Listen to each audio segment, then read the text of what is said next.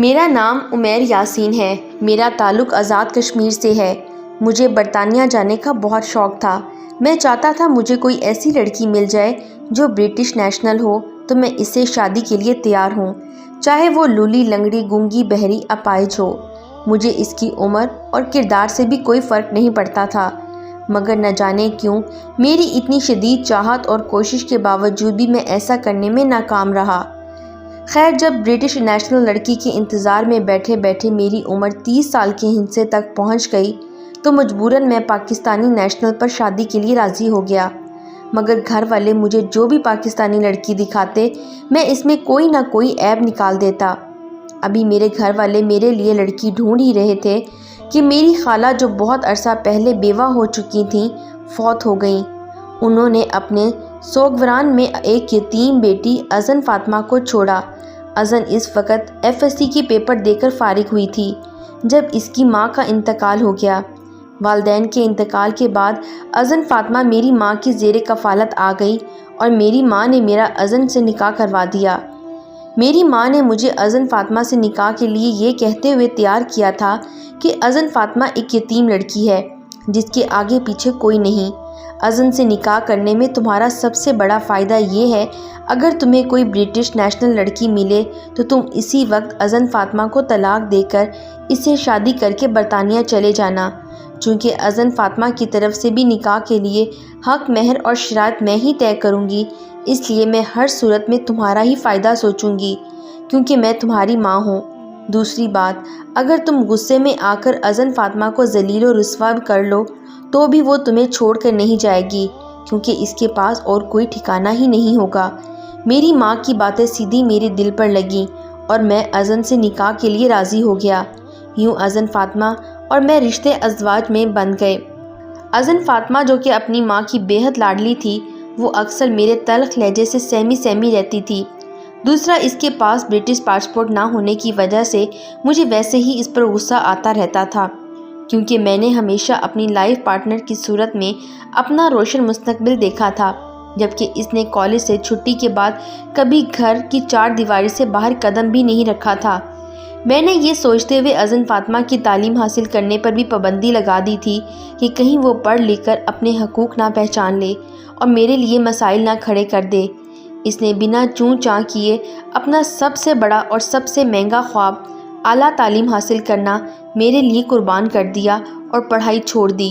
جب تک ازن فاطمہ میری زوجیت میں رہی، اس نے سوائے ایک بار کے آج تک مجھے شکایت کا موقع نہیں دیا، حتیٰ کہ برطانیہ نہ جا سکنے کی وجہ سے میں چڑچڑا ہوتا گیا اور میں اس کو اپنا مجرم سمجھنے لگا۔ مجھے لگتا کہ میں برطانیہ ازن فاطمہ کی وجہ سے نہیں جا سکا اور میں وقتاً فوقتاً اس کو ڈانٹنے کے ساتھ ساتھ اس پر ہاتھ بھی اٹھانے لگا۔ میں نے یہ بھی نوٹ کیا کہ جب مرد کے سامنے کوئی بھی عورت بے بس ہو جائے اور اس کا کوئی ولی وارث نہ ہو جو اس کی طرف سے بات کر سکے یا اسے سپورٹ کر سکے تو مرد بلا وجہ ہی عورت کو ذلیل کرنے لگتا ہے۔ میں نے بھی ایسا ہی کیا۔ میں نے ازن فاطمہ کو رسوا کرنے میں کوئی کسر نہ چھوڑی، مگر پھر بھی اس کی طرف سے کبھی حرف شکایت نہیں آیا۔ ایک بار ازن فاطمہ کو میں نے بلا وجہ ہی سگریٹ کی مدد سے جلانا شروع کر دیا۔ پہل تو ازن فاطمہ بنا کسی غلطی کے سگریٹ سے جل کر بھی خاموش رہی، مگر دوسری بار اس نے مجھے منع کیا اور غلطی پوچھی تو مجھے غصہ آ گیا۔ میں نے زبردستی اسے جلانا شروع کر دیا۔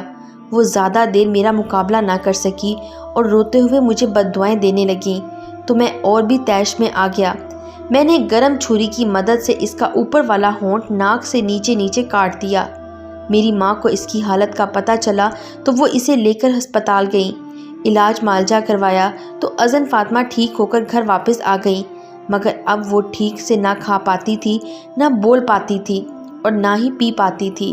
اوپر والا ہونٹ نہ ہونے کی وجہ سے ازن فاطمہ انتہائی بدصورت لگنے لگی تھی، بلکہ بعض دفعہ اسے دیکھ کر تو خوف بھی آتا تھا۔ میں نے اب اس سے جان چھڑانے کا سوچ لیا۔ اسے گھمانے کے بہانے ساتھ لے گیا اور پہاڑ پر سے ایک کھائی میں دھکا دے دیا جس سے نوکیلے پتھر باہر کو نکلے ہوئے تھے۔ نوکیلے پتھر جگہ جگہ لگنے کی وجہ سے ازن فاطمہ کی بہت ساری ہڈیاں ٹوٹ گئیں اور وہ جان سے بھی چلی گئی۔ اور میں نے گھر جا کر بتایا کہ ایسے ایسے اذن فاطمہ پاؤں پھسل جانے کی وجہ سے کھائی میں جا گری ہے۔ پھر لوگوں کی مدد سے اس کی لاش باہر نکالی اور اسے غسل دے کر دفن کر دیا۔ اذن کی موت کے کچھ ہی عرصے بعد میرا ایکسیڈنٹ ہوا تو میرے دونوں جبڑے ٹوٹ گئے جبکہ میرا رخسار پھٹ گیا۔ میں نے بہت علاج کروایا مگر پھر بھی نہ تو میرے جبڑے ٹھیک طرح سے فکس ہو سکے نہ ہی رخسار کی سرجری کامیاب ہو سکی۔ روٹی چباتے ہوئے اکثر میرے جبڑے ہل جاتے تو روٹی کھانا ناممکن ہو جاتا اور میں بھوکا ہی سو جاتا۔ جبکہ سرجری کے بعد زخم بالکل ٹھیک ہو گیا، اس کے باوجود میرے رخسار سے اندر کی طرف خون رستا رہتا ہے، جس کی وجہ سے پانی پیوں تو پانی سے زیادہ خون کا ذائقہ اندر جاتا ہے۔ میں ڈاکٹر سے تھک چکا ہوں اور ڈاکٹرز مجھ سے، اس لیے تھک ہار کے اسے مکافات عمل مان لیا ہے۔